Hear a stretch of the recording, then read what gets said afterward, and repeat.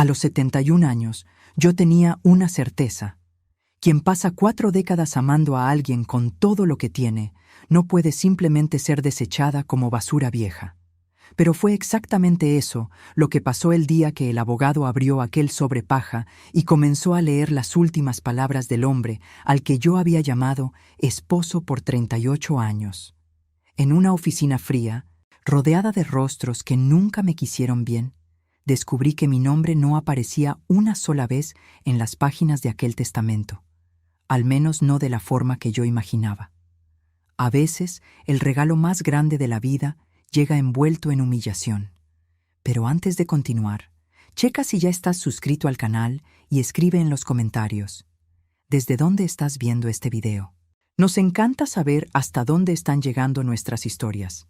Mi nombre es Elena Vasconcelos, y si tuviera que resumir mi vida adulta en una frase, diría esto. Pasé 38 años siendo el pegamento invisible que mantenía todo unido. Me casé con Roberto Vasconcelos en 1986, cuando yo tenía 33 años y él 52.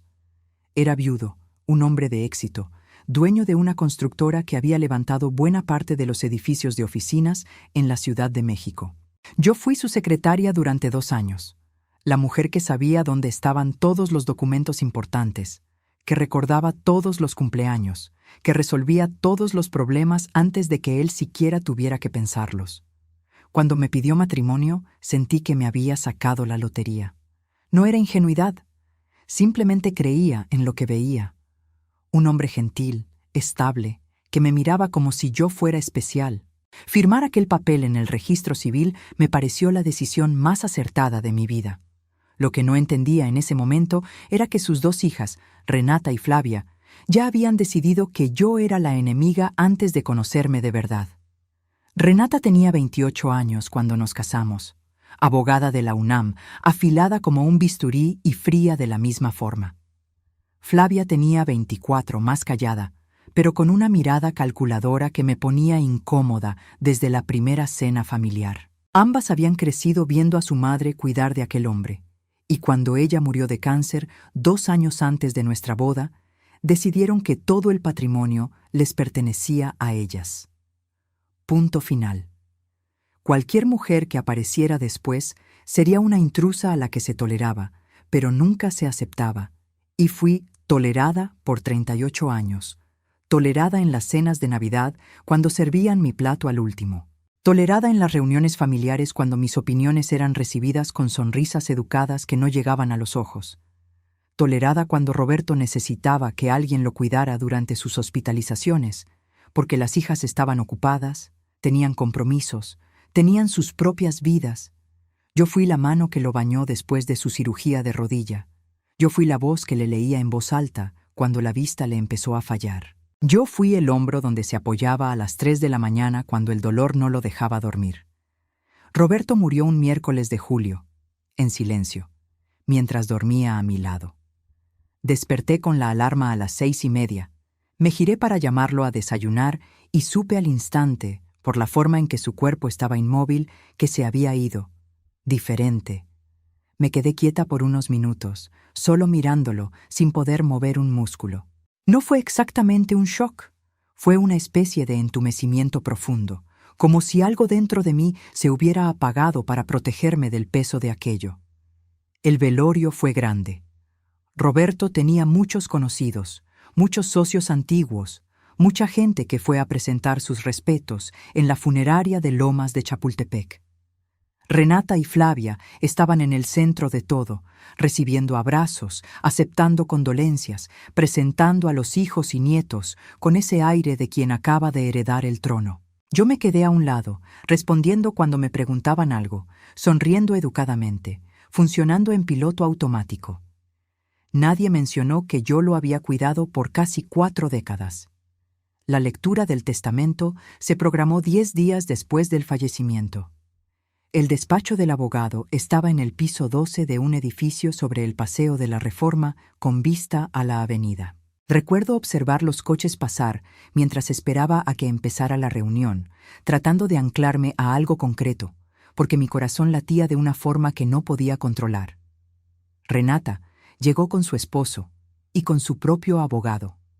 Flavia trajo a su hijo mayor, ya adulto, con una expresión de quien sabía exactamente qué iba a pasar. Se sentaron del mismo lado de la mesa larga y barnizada, y yo me quedé del otro lado, sola, con la bolsa en el regazo. El abogado, un hombre de unos 60 años, llamado licenciado Marcelo Pires, abrió el expediente con la seriedad típica de quien ha leído testamentos toda su vida. Empezó con el estándar jurídico, las formalidades, los términos técnicos que apenas podía seguir porque mi cabeza estaba en otro lugar. Después vino lo que importaba. El departamento donde había vivido por 32 años, un triplex en la colonia Polanco donde Roberto siempre tuvo su oficina, les fue dejado a las hijas, en partes iguales. Las inversiones, divididas entre las dos. Las acciones de la constructora, divididas entre las dos. Los vehículos.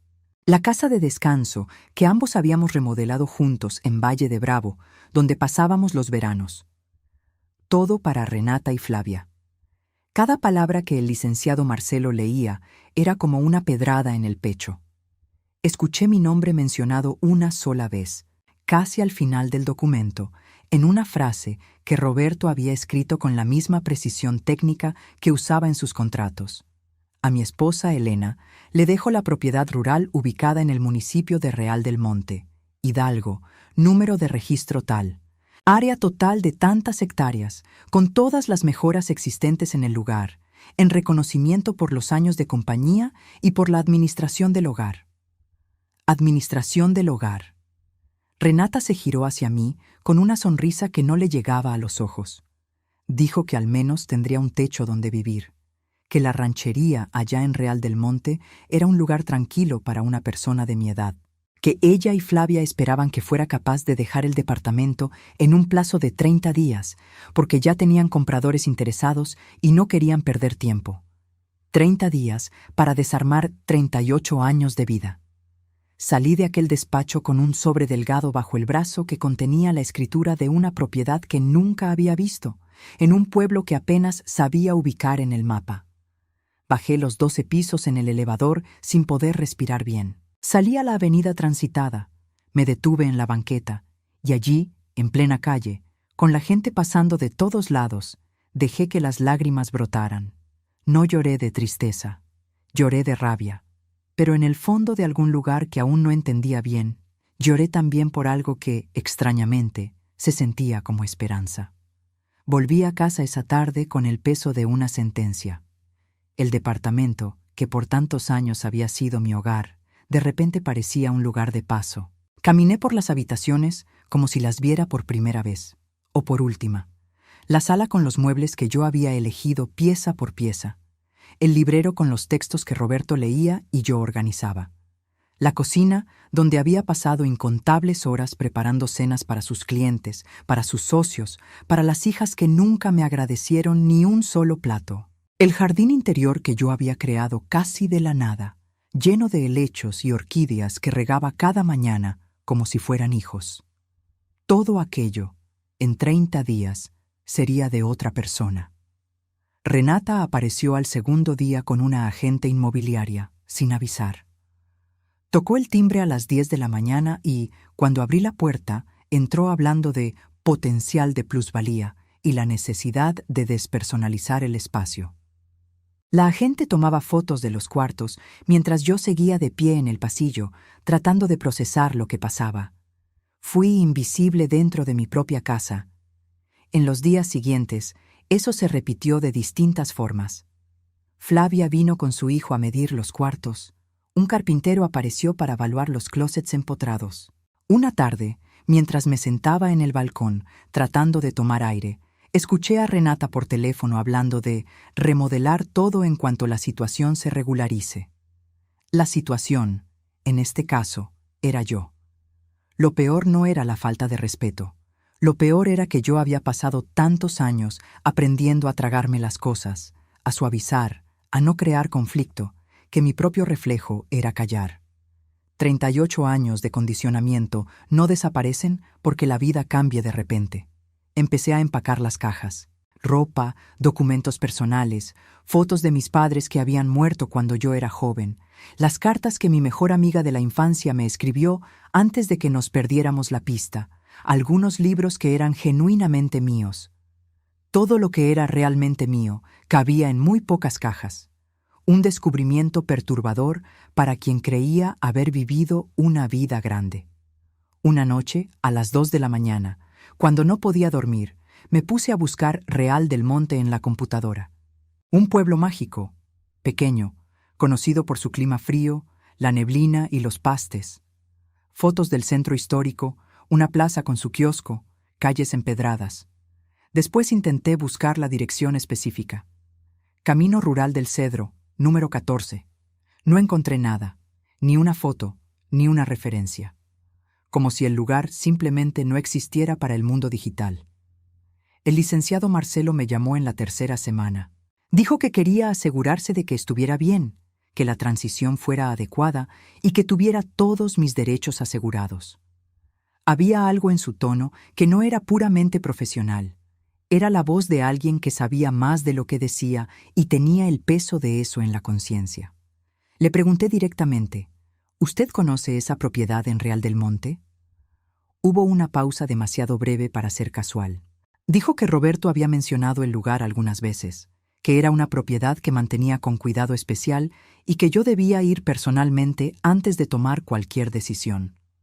Cuando insistí preguntando qué significaba eso, solo dijo, «Vaya con la mente abierta, Elena». En el día 28 cerré las últimas cajas y pedí un taxi. Renata me había enviado un mensaje preguntando si iba a necesitar los 30 días completos o si podía salir antes. No respondí. Salí del departamento a las 9 de la mañana de un martes con 4 maletas, 6 cajas y la escritura de una propiedad desconocida. No miré atrás cuando se cerró el elevador. No porque no doliera, sino porque había aprendido, en esos 30 días de ser tratada como un mueble viejo, que mirar atrás era un lujo que ya no podía darme. El GPS marcaba 2 horas y media hasta Real del Monte. Puse música bajita en el coche rentado y manejé, con el corazón apretado y una chispa extraña en el pecho que aún no sabía nombrar. Solo más tarde entendería que esa chispa era el comienzo de algo. Real del Monte me recibió con neblina. Era inicios de agosto y el pueblo estaba envuelto en esa garúa fina que hace que el aire se sienta más denso, más presente. Atravesé el centro despacio, observando las casitas de techo de lámina roja y teja, la tienda de la esquina, la panadería con el vapor de los pastes saliendo por la ventana. Era todo muy quieto, muy diferente a la capital. El camino rural del Cedro empezaba justo después de un letrero despintado en la salida del barrio más antiguo. El camino era de tierra, con piedras grandes e irregulares al principio, y luego se volvía más suave como si lo recorrieran con regularidad. Cedros inmensos bordeaban el camino, formando un túnel de sombra densa a pesar de la neblina. Después de unos 2 kilómetros, el GPS anunció que había llegado. Detuve el coche y me quedé un momento observando. La propiedad era distinta a todo lo que imaginé. No era una hacienda grandiosa, pero tampoco el ranchito sin valor que Flavia había sugerido con su sonrisa de lástima. Era una casa de piedra, construida con esa solidez de antaño, con ventanas altas y un porche ancho al frente sombreado por una enredadera que trepaba por las vigas de madera oscura. El techo de teja colonial estaba impecable. Las paredes de piedra tenían musgo, pero de una forma que parecía parte del paisaje, no descuido. Alrededor de la casa había un jardín que claramente había sido cuidado hasta hace poco. Macizos de flores organizados, un rosal que aún tenía flores pese al frío, árboles frutales bien podados. Y al fondo, la tierra se abría en pastizales y luego en bosque de encinos y pinos, denso y oscuro, con ese olor a tierra mojada que me llegaba incluso dentro del coche. Me quedé sentada un buen rato, tratando de entender qué sentía. Cuando finalmente bajé, escuché pasos en el camino. Una mujer de unos 65 años venía caminando hacia mí con paso firme, cargando una bolsa de mandado. Cabello cano corto, rostro amable, el tipo de expresión que no necesita palabras para dar la bienvenida. Me llamó por mi nombre antes de que yo dijera nada. Dijo que se llamaba doña Cecilia, que tenía la propiedad vecina al otro lado de los cedros y que Roberto le había pedido, hacía años, que cuidara el lugar y que, cuando una mujer llamada Elena apareciera, le enseñara la casa y la ayudara en lo que necesitara. Me quedé helada en la orilla del camino, con la neblina bajando despacio, tratando de procesar aquello. Roberto sabía que yo llegaría aquí. Se había preparado para esto. Doña Cecilia me llevó hasta la puerta. La llave estaba en el sobre que el licenciado Marcelo me había entregado, una llave gruesa de hierro. Entró en la cerradura como si hubiera sido usada ayer. La puerta se abrió a una sala grande y silenciosa. El primer olor fue a madera y a leña apagada.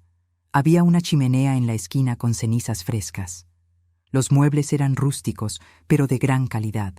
Un sofá de piel color miel, desgastado en las orillas de una forma que hablaba de mucho uso.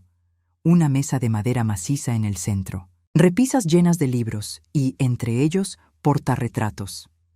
Se me cerró la garganta cuando vi lo que había en las fotos. Era yo. En todas las fotos, yo. Yo en el jardín del departamento, arrodillada en la tierra con las manos sucias y una sonrisa enorme. Yo durmiendo en el sofá con un libro abierto. Yo en la cocina, de espaldas, moviendo una olla, con la luz de la tarde entrando por la ventana. Yo en una fiesta de hace años, riendo de algo que ni recordaba, pero con una ligereza en el rostro que reconocí como genuina. Roberto había fotografiado cada una de esas escenas sin que yo lo supiera. Había traído esas imágenes aquí. Había construido un santuario silencioso, lejos de todo y de todos, y me había puesto en el centro de él. Me senté en el sofá y me quedé mirando las paredes por un tiempo que no puedo medir. Doña Cecilia guardó silencio a mi lado, con la sabiduría de quien sabe que ciertos descubrimientos necesitan espacio. Después me mostró la cocina, limpia, con lo básico, con un refrigerador viejo, pero funcionando. El cuarto principal, con una cama de madera maciza. El segundo cuarto, organizado como oficina, con un escritorio, y sobre él un sobre grueso con mi nombre escrito con la letra inconfundible de Roberto. Tomé el sobre con ambas manos. Doña Cecilia dijo que me daría mi espacio, que había dejado comida en la bolsa y que podía tocar a su ventana si necesitaba algo. Cuando la puerta se cerró tras ella, el silencio de la casa me envolvió como un abrazo inesperado. Miré el sobre un largo rato antes de abrirlo. La letra de Roberto nunca fue bonita. Era pequeña, inclinada a la derecha, con los trazos irregulares de un hombre que se pasó la vida firmando documentos a las carreras. Ver esa letra en un papel doblado dentro de un sobre dirigido a mí fue una de las cosas más extrañas y dolorosas que he vivido. Eran 6 páginas. Elena, si estás leyendo esto, es que llegaste. Y si llegaste, entonces viviste lo que sé que viviste. El testamento, las hijas, la oficina fría, las palabras que escribí sobre ti de una forma que debe haberte partido el corazón. Necesito que entiendas por qué lo hice. Empecé a construir este lugar para ti en 1997, 11 años después de nuestra boda. Fue cuando entendí de verdad de lo que Renata y Flavia eran capaces con tal de proteger lo que consideraban suyo. Aquel año intenté cambiar mi testamento para garantizar que te quedaras con la mitad de todo. Renata se enteró por mi contador, no sé cómo, y me llamó a las 11 de la noche diciendo que, si hacía eso, me demandaría por influencia indebida y que probaría que me habías manipulado desde el principio. Tenía documentos preparados, testimonios de personas que había convencido para firmar. Yo era abogado y sabía que quizás no ganaría, pero sabía también que podía convertir los últimos años de mi vida en un infierno de demandas y acusaciones. Y peor, podía hacértelo a ti. Fui cobarde, Elena. Es eso. No encuentro otra palabra más honesta. En lugar de luchar abiertamente, decidí luchar de una forma que ellas no pudieran ver. Compré esta propiedad a nombre de una holding, una sociedad, que ninguna de ellas sabe que existe. A lo largo de los años, transferí a esa sociedad parte de mis activos. No los obvios, no los que ellas monitoreaban, sino los que podía mover sin llamar la atención.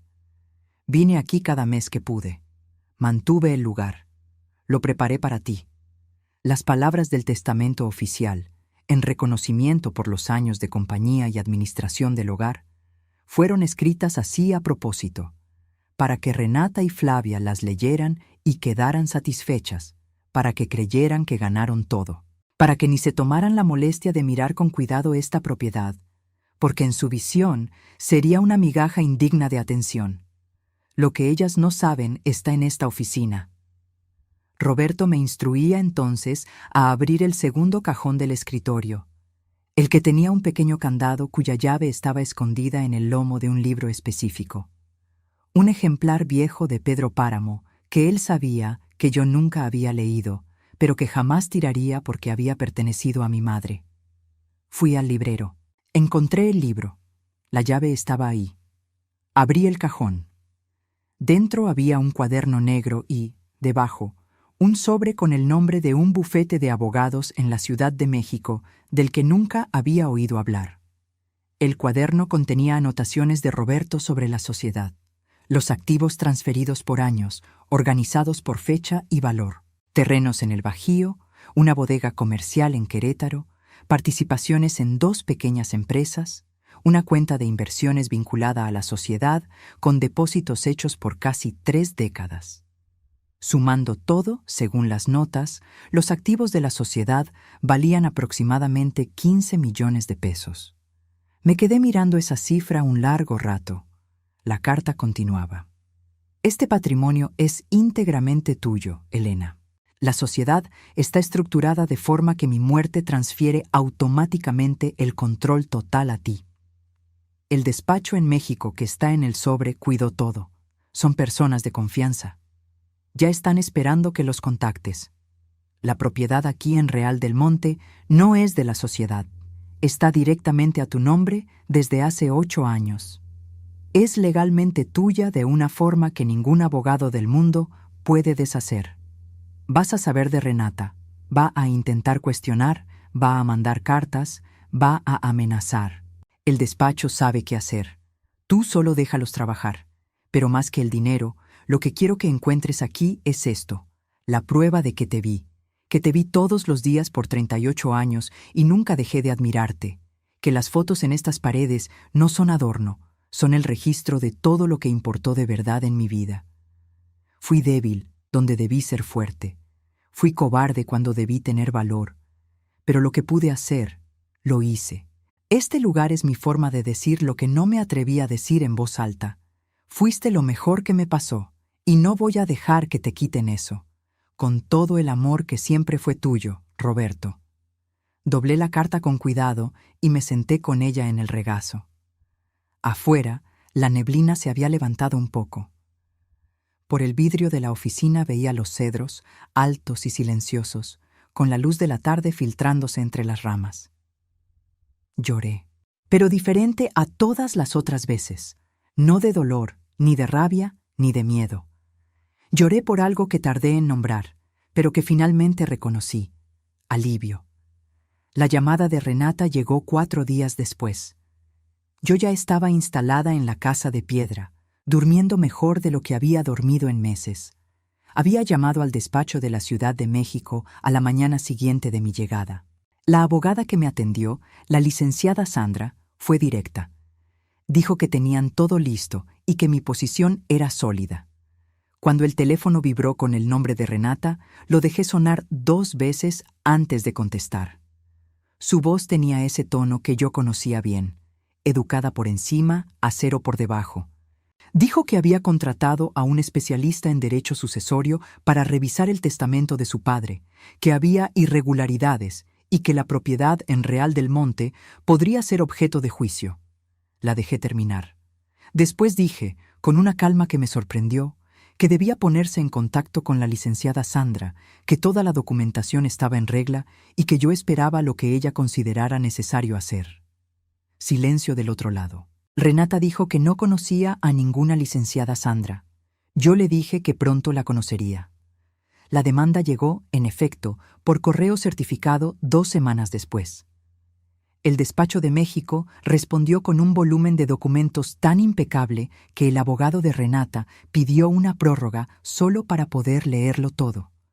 La propiedad estaba a mi nombre desde 2015, 8 años antes de la muerte de Roberto. La sociedad existía hacía décadas y su transferencia era automática. No había nada que impugnar. Pero Renata lo intentó de todos modos. Es el tipo de persona que es. Aún sin oportunidad real, seguía adelante porque retroceder le parecía una humillación. El proceso duró 3 meses. 3 meses en los que viví en Real del Monte. Aprendí el ritmo del pueblo. Planté flores nuevas con doña Cecilia. Empecé a ir al mercado los domingos por pastes y barbacoa. Y dejé que los abogados trabajaran. Al final de esos 3 meses, el juez desechó la demanda de Renata. No había fundamentos. La decisión fue final. Recibí la noticia por mensaje de la licenciada Sandra un jueves mientras tomaba café en el porche. Dejé el celular en la mesa, miré los cedros y sentí que algo se soltaba dentro de mí. Un nudo que había cargado tanto tiempo que ya había olvidado que estaba ahí. No me sentí victoriosa. Era más como cuando cargas un peso por mucho tiempo y finalmente lo puedes poner en el suelo. Ese mismo día, doña Cecilia apareció con un pay de manzana y nos quedamos sentadas platicando de nada importante. Me descubrí riendo de verdad, con ligereza, sin esa vigilancia constante de estar monitoreando si alguien estaba insatisfecho o si yo estaba ocupando demasiado espacio. Aquí no necesitaba ocupar menos espacio. Aquí era simplemente Elena. Y eso, descubrí esa tarde, era suficiente. Los primeros 6 meses en Real del Monte me enseñaron cosas que 4 décadas no pudieron. Me enseñaron que me gusta despertar temprano, no por obligación, sino porque el cuerpo quiere estar despierto para ver la luz dorada que dura apenas 20 minutos sobre el bosque. Me enseñaron que me gusta cocinar cuando es para mí. Por 38 años, cocinar fue una actuación. Las cenas de la constructora, las recetas que Roberto prefería. Aquí empecé a cocinar lo que yo quería, experimentando sin miedo a decepcionar a nadie. Me enseñaron que hacer amistades genuinas es muy distinto a las relaciones de la ciudad, donde cada cena era una negociación de estatus. Doña Cecilia se volvió mi mejor amiga, la primera real desde la infancia. Platicábamos horas sobre libros y las historias que el pueblo guardaba. Con los recursos de la sociedad, empecé a hacer mejoras con cuidado. Remodelé el baño, contraté a un jardinero local para rescatar las partes del jardín abandonadas, revisé la instalación eléctrica y empecé a pensar qué hacer con los otros activos. La licenciada Sandra me contactó con una asesora financiera experta en gestión de patrimonio para mujeres que están empezando la segunda mitad de su vida.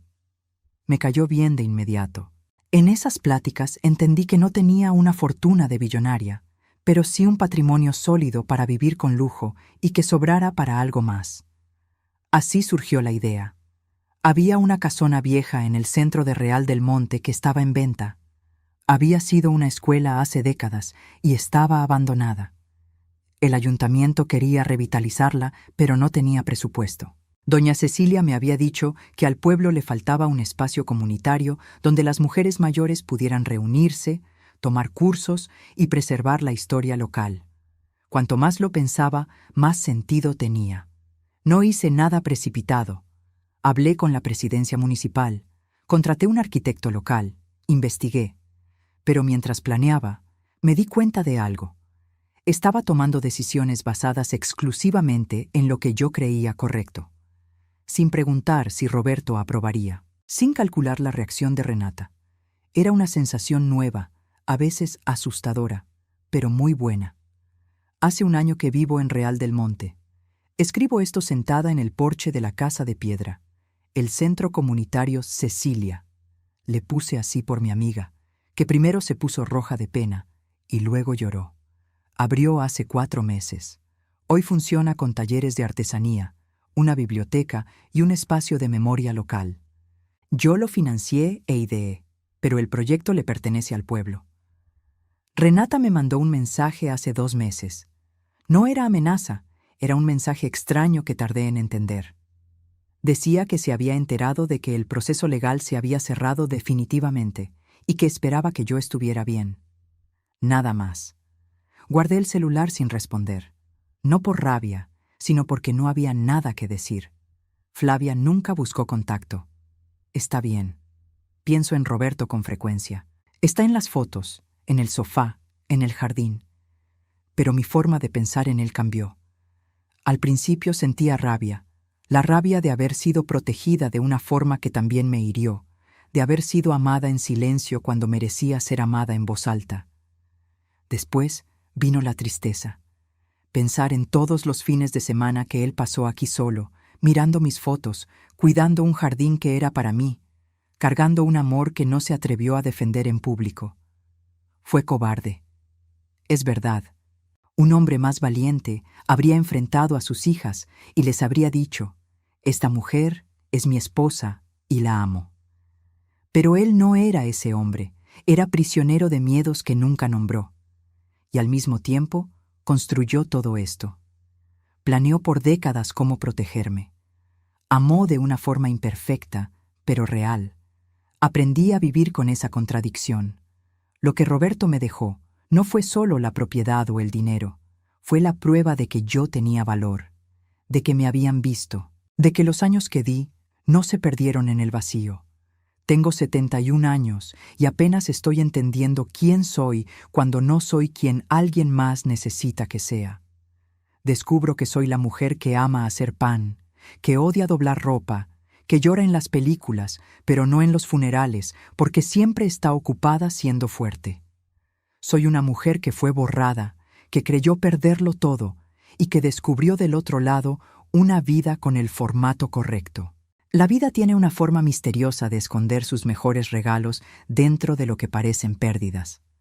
Roberto lo entendió y lo usó para darme lo único que realmente necesitaba: un comienzo.